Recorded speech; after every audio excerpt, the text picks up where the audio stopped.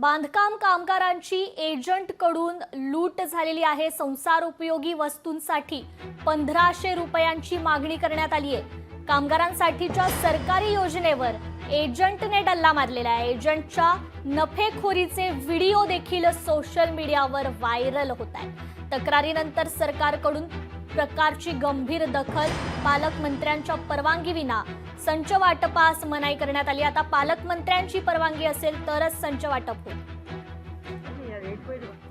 याबद्दल आपण अधिकची माहिती घेणार आहोत। आपले प्रतिनिधी सचिन बडे आपल्याशी फोन कॉलद्वारे जोडले गेलेले आहेत। सचिन, कृपा, आपण पाहताय बांधकाम कामगारांना संसारोपयोगी वस्तू दिल्या जातात, मात्र दुसरीकडे एक सर्रास प्रकार पाहायला मिळालाय।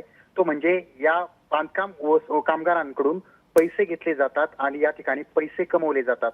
अक्षरशः हे मोफत दिले पाहिजेत, मात्र हे एजंट लोक जे आहेत ते या ठिकाणी पैसे घेतात, बनावट अर्ज दाखल करतात आणि या किटचा फायदा ज्यांना गरज नाहीये त्यांना ते देतात। मात्र ही किट वाटप करत असताना यामध्ये मोठे पैसे कमवले जातात।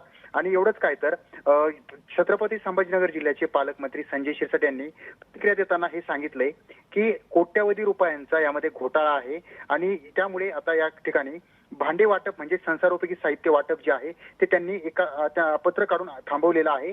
जोपर्यंत पुढील आदेश येत नाही तोपर्यंत हे किट वाटप केल्या जाणार नाहीत आणि ही तक्रार स्वतः आता पालकमंत्री संजय शिरसाट हे मुख्यमंत्री देवेंद्र फडणवीस यांच्याकडे करतायत। त्यामुळे हा एक मोठा घोटाळा म्हणा किंवा एक मोठं रॅकेट जे आहे ते राज्यभर कार्य करतंय, जे कोणाच्या तरी हक्काची किट्स असतील किंवा संसारोपयोगी साहित्य असतील, भांडे असतील ते पळवण्याचं काम करत आहे। कृपाजी, निश्चितच सचिन, धन्यवाद तुम्ही दिलेल्या या अधिकच्या माहितीबद्दल।